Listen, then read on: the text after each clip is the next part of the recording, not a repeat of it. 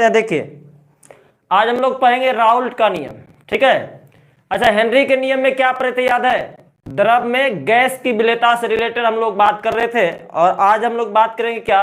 द्रव में द्रव और द्रव में ठोस, ठीक है। इत्मीनान से सीखिएगा, उसी टाइप का है, ठीक है। देखिए पहले हम लोग सीखते हैं वाष्प दाब, ठीक है। पहले क्या सीखते हैं? वाष्प दाब। इसके बाद हम लोग बात करेंगे क्या राउल्ट का नियम क्या होता है, ठीक है। वाष्प दाब आप लोग 9th-10th में भी पढ़े होंगे। देखिए क्या क्या पढ़े थे। आवाज चिरचिराता है।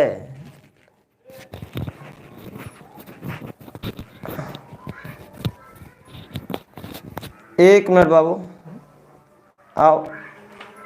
आवाज सही जा रहा है आप लोगों को? एक मिनट बाबू, आओ। आवाज सही जा रहा है आप लोगों को? एक मिनट बाबू, आओ। आवाज सही जा रहा है आप लोगों को?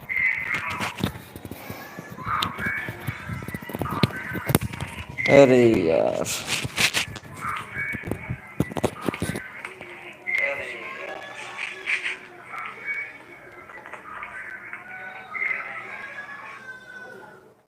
अब सुनिए तो आवाज सही है आप लोगों का? चलिए हम लोग सबसे पहले पढ़ेंगे वाष्प दाब, ठीक है। वाष्प दाब होता क्या है, इसके बाद हम लोग बात करेंगे राउल्ट का नियम क्या होता है, ठीक है। इत्मीनान से सीखेगा। हम लोग इसमें दो बात पढ़ेंगे, एक अवाष्पशील विलय के लिए और एक वाष्पशील विलय के लिए, ठीक है। इत्मीनान से सीखेगा। देखिए हम सबसे पहले पढ़ते हैं वाष्प दाब। मान लिया जाए एक कंटेनर है, ठीक है, और एक कंटेनर में यहाँ क्या है? जल है। ये क्या है बाबू? जल है। अब जल यहाँ है, ठीक है। अब क्या करें कि इसको हीट कर दें। इसको क्या कर दें? हीट कर दें, और इस कंटेनर को बंद कर दिए। इस कंटेनर को क्या कर दिए? बंद कर दिए। आपको पता होगा सर, जब जल को गर्म करेंगे ना तो ये वाष्प के रूप में बदल जाएगा। इस जगह वाष्प जमते जाएगा। बोलो ना, जब आप कुकर में खाना बनाते हैं या हंडी में खाना बनाते हैं, चावल बनाते हैं, तो क्या होता है? जैसे हीट करते हैं ये पानी के ये वाष्प पहले बनता है। इसके बाद यहाँ जो है ढक्कन पर ऊपरी हिस्सा पर क्या होता है? ये वाष्प बनकर जल के रूप में जमा हो जाता है, और धीरे धीरे फिर से ये नीचे आना शुरू हो जाता है ना जी। इसका मतलब क्या हुआ थोड़ा समझिएगा। ये जब तक गर्म कीजिएगा, जितना गर्म कीजिएगा ये वाष्प उतना बनता है, और जल जो है उतना ही ज्यादा बनता है, और इसके द्वारा नीचे पर जल के सतह पर दाब लगाया जाता है। जल के सतह पर दाब लगाया जाता है। जिस दर से ये जाता है, जिस दर से आप गर्म करते हैं, जिस दर से जल जो है हाँ वाष्प के रूप में परिणत होता है, वाष्प भी उसी दर से जल में दाब डालता है, ठीक है। यानी दोनों का दर आपस में क्या हो जाता है? समान हो जाता है, जिसको हम लोग नाम देते हैं साम्यावस्था। क्या नाम देते हैं? साम्यावस्था, यानी स्थिरावस्था, ठीक है। दोनों लगेगा, दोनों का रेट क्या है? समान है। जल से वाष्प में बदलना और वाष्प से जल में बदलना, ठीक है। अब देखो वाष्प दाब क्या होता है। इसके सतह पर जो वाष्प के द्वारा लगाया गया दाब होता है उसी को बोलते हैं क्या हम लोग? वाष्प दाब। देखिए तो हम परिभाषा भी लिखे हुए हैं। देखिए क्या लिखे हुए हैं, लिखे हैं क्या? द्रव वाष्प साम्यावस्था पर, ये द्रव हो गया, ये क्या हो गया बाबू? वाष्प ना। ये क्या हो गया? वाष्प। द्रव वाष्प साम्यावस्था पर, साम्यावस्था मतलब दोनों का रेट क्या है? इक्वल है, ठीक है। साम्यावस्था पर वाष्प के द्वारा, वाष्प के द्वारा, वाष्प के द्वारा, इसके द्वारा, ठीक है, जल के द्रव के सतह पर लगने वाले दाब को क्या बोलते हैं? वाष्प दाब कहते हैं। समझ में आया? कोई दिक्कत? फिर से देख लो क्या बोले। द्रव वाष्प, ये दोनों, ठीक है, साम्यावस्था पर वाष्प के द्वारा द्रव के सतह पर लगने वाले दाब को क्या बोलते हैं हम लोग? वाष्प दाब। समझ में आया बाबू? जल्दी से बताओ तो, कमेंट थोड़ा कीजिए तो आप लोग।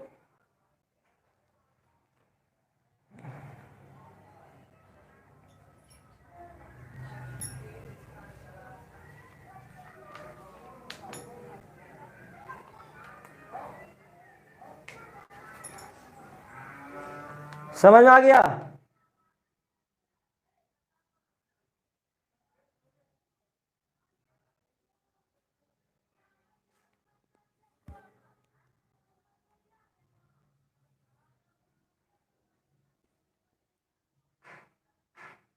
कमेंट कर तो छोटू जल्दी से।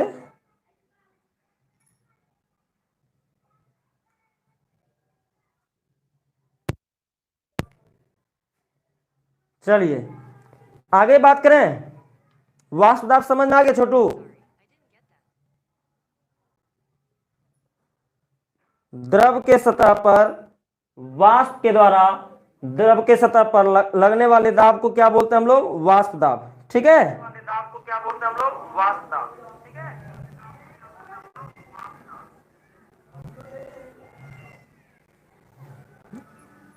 चलिए आगे बात करते हैं हम लोग राउल्ट का नियम। ठीक है, सुनिए, राउल्ट का नियम जो हम लोग बात करेंगे दो तरह के विलयन के लिए। पहला जो है द्रव में ठोस के लिए बात करेंगे और दूसरा द्रव में द्रव के लिए बात करेंगे। ठीक है, और देखिए क्या लिखे हुए हैं राउल्ट का नियम।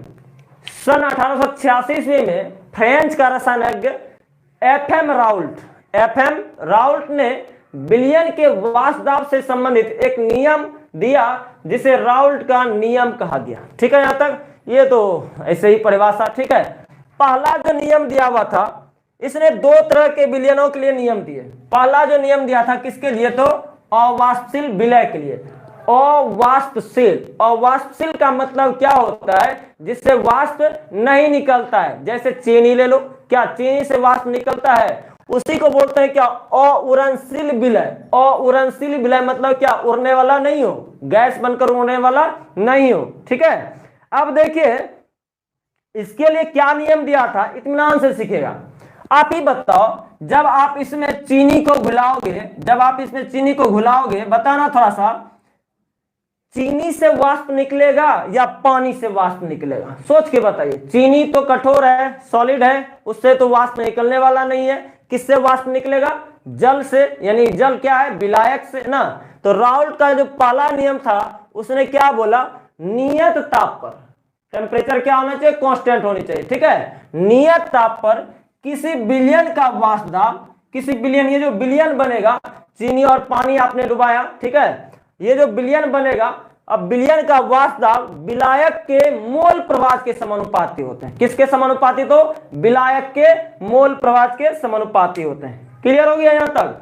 थोड़ा सा इसको और बात करते हैं, सीखेगा अच्छे से।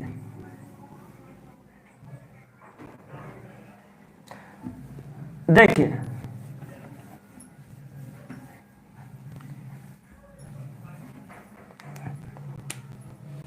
विलयन का वाष्प दाब मान लो क्या? पीएस है। क्या है बाबू? पीएस। पी मतलब क्या? प्रेशर। ठीक है, एस फॉर क्या? सॉल्यूशन। अब बात है इसका जो ये जो विलयन का वाष्प दाब होगा, ये समानुपाती होगा किसके? तो एक्स विलायक के। एक्स विलायक मतलब समझ में आया? एक्स विलायक मतलब विलायक का मोल प्रवाह। ठीक है, अब देखिए ये जैसे समानुपाती को हटाएंगे तो क्या आएगा बाबू? पीएस बराबर यहां आता है पी नॉट इंटू एक्स, क्या? विलायक। जहां पी नॉट क्या है बाबू? समानुपाती स्थिरांक। समानुपाती स्थिरांक इसको बोलते हैं शुद्ध विलायक का वाष्प दाब। वाष्प दाब समानुपाती स्थिरांक तो है ही, और इसको क्या बोलते हैं?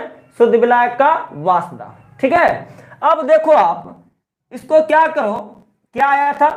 पीएस बराबर पी नॉट इंटू क्या? एक्स विलायक। एक्स विलायक रहने दीजिए। ठीक है, एक्स विलायक रहने दीजिए, एक्स विलायक, और इसको आप गुना में तो भाग में ले आइए। यहां तक समझ में आ रहा है? अब आप ही बताओ, क्योंकि आप पढ़े हैं एक्स विलय जोड़ एक्स विलायक बराबर 1, याद है?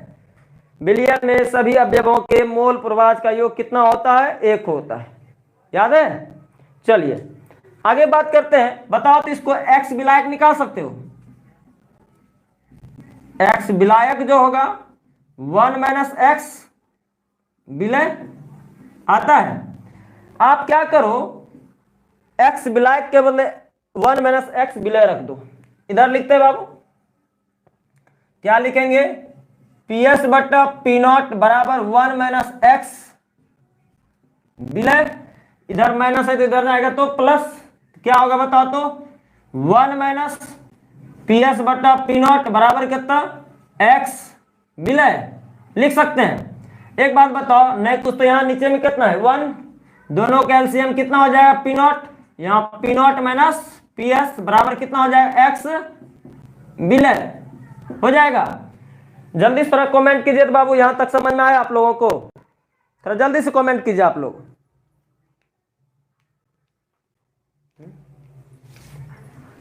नहीं जा रहा है,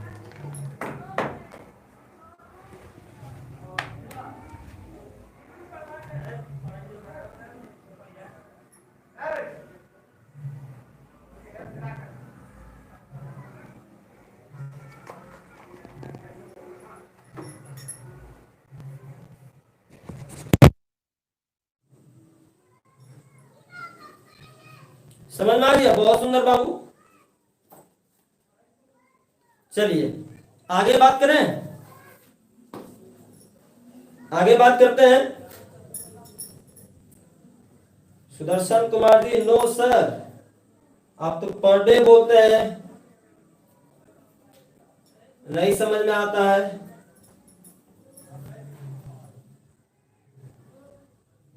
और सभी बच्चे को समझ में आता है। देखिए बाबू, क्लास में बैठिए तो पिछले वाला बात रिवीजन कर लीजिए, ठीक है, तब जाके ज्यादा समझ में आएगा, अन्यथा कुछ समझ में नहीं आएगा, ठीक है। चलिए देखिए, अब एक बात सुनो, ये जो है P not minus P S, इसको बोलते हैं शुद्ध विलायक का वास्तव, और ये पी एस जो है बिलियन का वास्तव। किसका वास्तव, तो बिलियन का वास्तव। और दोनों के अंतर को हम लोग लिखते हैं क्या, डेल्टा पी। क्या लिखते हैं, डेल्टा पी। और ये नीचे में क्या आ जाएगा, पी नॉट, और ये ज्यों का त्यों एक्स विलय ना। डेल्टा पी को आपने क्या लिखा, P not minus P S. इसको आगे चलकर बोलेंगे क्या, delta P not, delta P को हम लोग बोलेंगे वाष्प दाब का अवनमन, ठीक है। कोई दिक्कत यहां तक, आप इस फॉर्मूले को अच्छे से रखिएगा, ठीक है। और आगे जाकर डेल्टा पी बटा पी नॉट को भी कुछ नाम देंगे, क्या नाम देंगे ये भी सीख लीजिए। डेल्टा पी बटा पी नॉट को नाम देंगे वाष्प दाब का सापेक्षिक अवनमन। कोई दिक्कत यहां तक, जल्दी से आप लोग कमेंट कीजिए तो बाबू।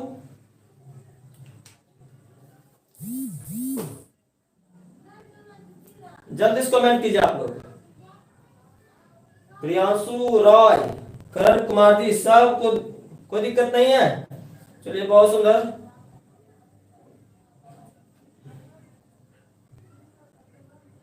आगे बात करें छोटू, ये समझ में आया क्या क्या बोले, एक बार रिवीजन कर रहे हैं। वाष्प दाब क्या होता है, द्रव के सतह पर साम्यावस्था की स्थिति में ना, द्रव के सतह पर वाष्प के द्वारा लगाया गया दाब क्या होता है, वाष्प दाब। इसको जो सूचित करते हैं जनरली किसे, पी से ना, वेपर प्रेशर पी से। और सॉल्यूशन का तो एस लिखे, शुद्ध विलायक को जब जब लिखेंगे तो वो क्या होगा, पी नॉट लिखेंगे, ठीक है। इसका पहला किसके लिए था, और वाष्पशील विलय के लिए, जिससे वाष्प नहीं निकलता है। तो इसमें क्या बोले, नियत ताप पर किसी विलय का वाष्प दाब जो है विलायक के मोल प्रवाह के क्या होते हैं, समानुपाती होते हैं। ये फिर से हम लोग बात करेंगे, ठीक है। और संख्य गुणधर्म जब पढ़ेंगे तो यही फिर से हम लोग को प्रूव करना है, वह और भी इसका मोल प्रवाह को तोड़ेंगे, लेकिन अभी तक में यहां तक, ठीक है। चले आगे।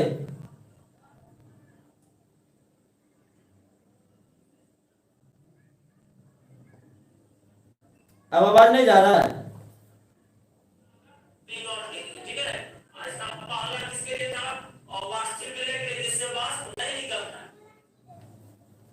चलिए अब हम लोग इसका दूसरा नियम पढ़ते हैं, ठीक है।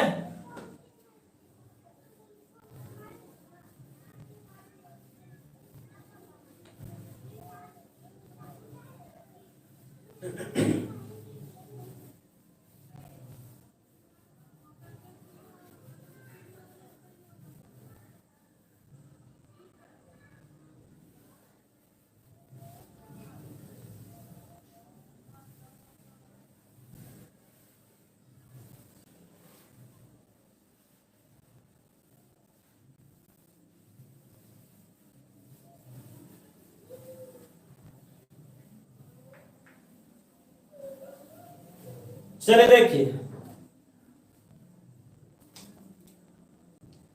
अब हम लोग इसका दूसरा बात पढ़ते हैं, दूसरा नियम,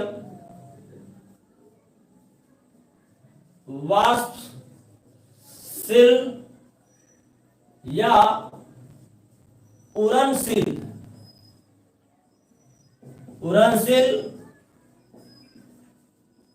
विलय के लिए, इसको बोलते हैं वोलाटाइल सॉल्यूट, जिससे वाष्प निकलेगा। ठीक है, क्या नियम दिया था, थोड़ा से सुनिएगा। स्थिर ताप पर ठीक है, वाष्पशील युक्त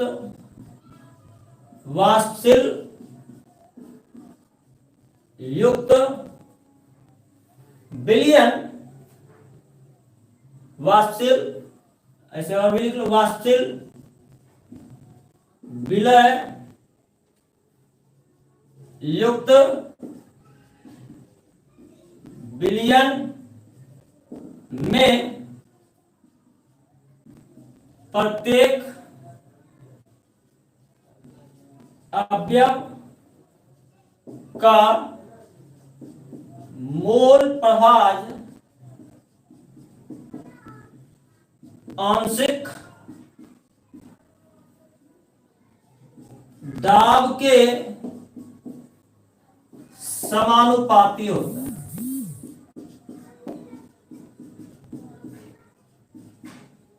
क्या लिखे, स्थिर ताप पर वाष्पशील विलय युक्त विलयन में प्रत्येक अवयव का मोल प्रभाज या आंशिक दाब, दोनों एक दूसरे का, इसको उल्टा पुल्टा भी लिख सकते हैं, कोई दिक्कत नहीं है। आंशिक दाब मोल प्रभाज के एक ही बात है, क्या होते हैं, समानुपाती होते हैं। थोड़ा समझिएगा इसको अच्छे से।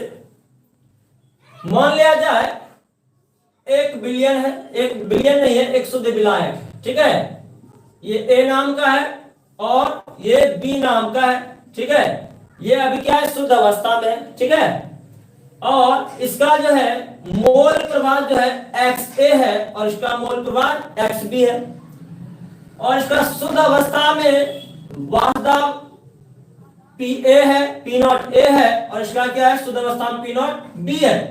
ठीक है, अब दोनों को आपस में मिला दिया गया, एक विलयन तो तैयार होगा, दोनों का आपस में मिला है, तो मान लो एक बड़ा सा विलयन बना। ठीक है, अब क्या हुआ, इसमें ए भी है और बी भी है। अब ये शुद्ध मिला है, किसका है, ए का, और इसमें किसका है, बी का। ठीक है, समझिएगा बात को, इसका मोल प्रभाव ए और इसका मोल प्रभाव बी, इसका आंशिक दाब पी नॉट ए और इसका आंशिक दाब पी नॉट बी। ये तो शुद्ध अवस्था में था ऐसा, लेकिन जब विलयन में गए तो इसके द्वारा जो दाब डेवलप हुआ, मान लो पीए, और इसके द्वारा क्या, पीबी, इसको बंद कर दिए। ध्यान से देखिएगा, इसको मान लिया जाए, इसको जितना हम लोग लिखे उधर सीखे हम लोग, उसको लिख लिया जाए, तब आगे बात करते हैं। लेकिन माना कि एक द्विअंगी विलयन दो द्रव ए और बी से बना है, जिसका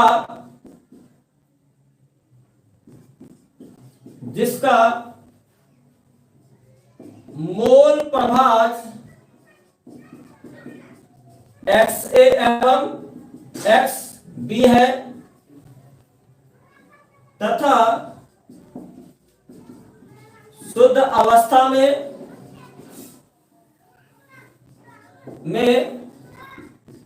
वाष्प दाब पी नॉट ए और क्या है, पी नॉट बी है, एवं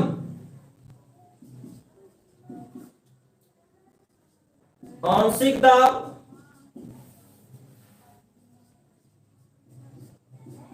पीए और क्या है बाबू, पीबी है। ठीक है, तो देखिएगा तो क्या होगा इसके अनुसार, चलो तो स्थिर ताप पर वाष्पशील, ये दोनों द्रव है, ठीक है, चीनी की तरह ठोस नहीं है। जब द्रव है तो इसके अनुसार क्या लिखेंगे, थोड़ा देखिए, इसको हटा दें, इसको हटाते हैं।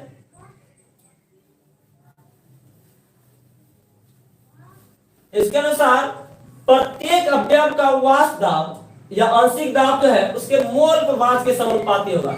यानी पीए जो है समानुपाती होगा XA के नजीक। जब समानुपाती हटाएंगे उसी तरह जो पहले हम लोग पढ़े, पीए बराबर क्या हो जाएगा, P not A into X A. तो दिक्कत इसी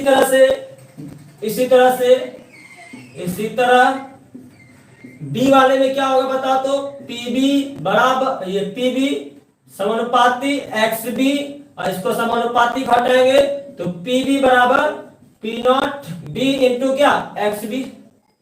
कोई दिक्कत यहां तक थोड़ा बताइए तो आप लोग, ये समझ में आया, जल्दी से बताइए तो बाबू, यहां तक समझ में आ गया।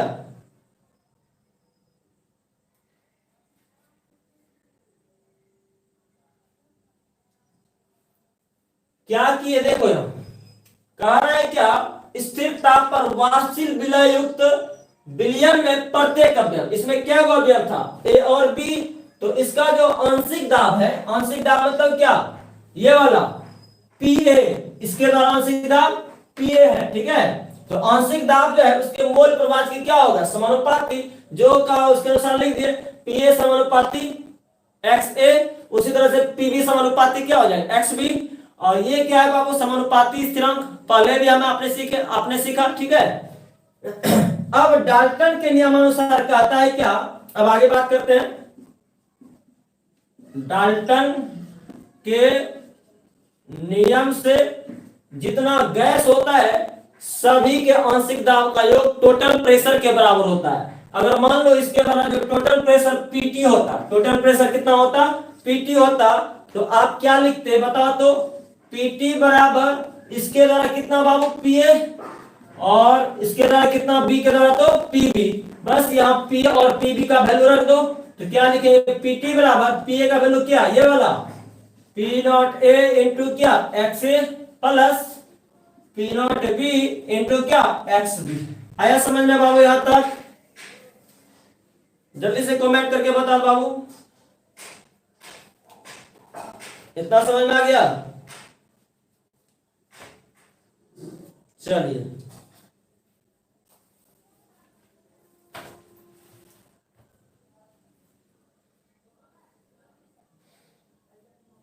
थोड़ा सा और है,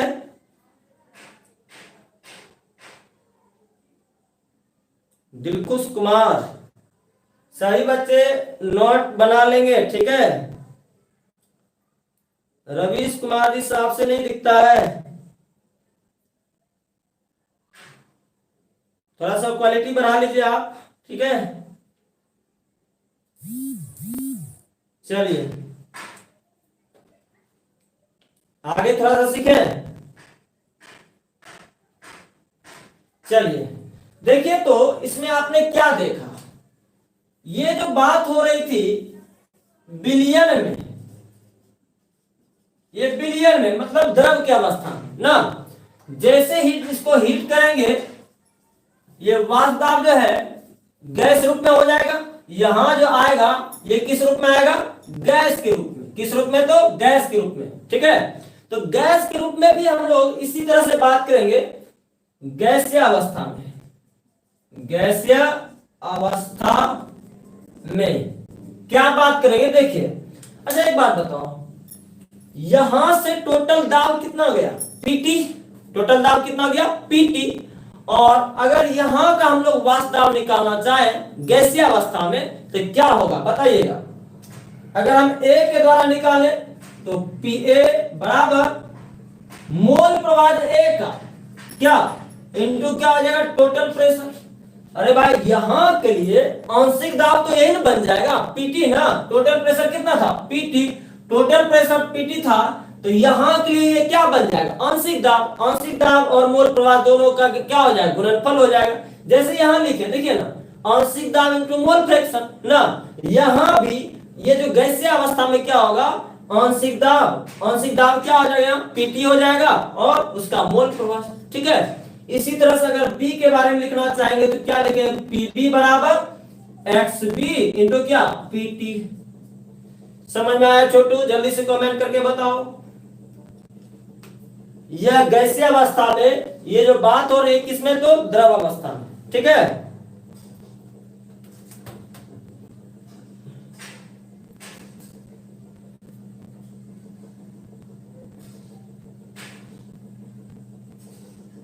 चलिए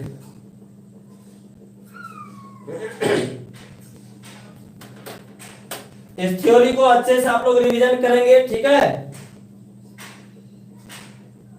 हाँ हाँ बहुत सुंदर, पीबी बराबर एक्सबी इंटू पीटी। ठीक है, बहुत सुंदर। सभी बच्चे जो है इसका नोट्स बना लेंगे। ठीक है, इस पर कल न्यूमेरिकल करेंगे तब आगे बात करेंगे, आज यहीं तक रहने देते हैं। ठीक है, 11th का भी क्लास स्टार्ट हो जाएगा। ठीक है, जो जो बच्चे 11th के हैं या जो बच्चे 11th का क्लास करना चाह रहे हैं, हम आपको इंफॉर्मेशन दे देंगे। ठीक है, यूट्यूब पर या आपके ग्रुप में इंफॉर्मेशन दे देंगे।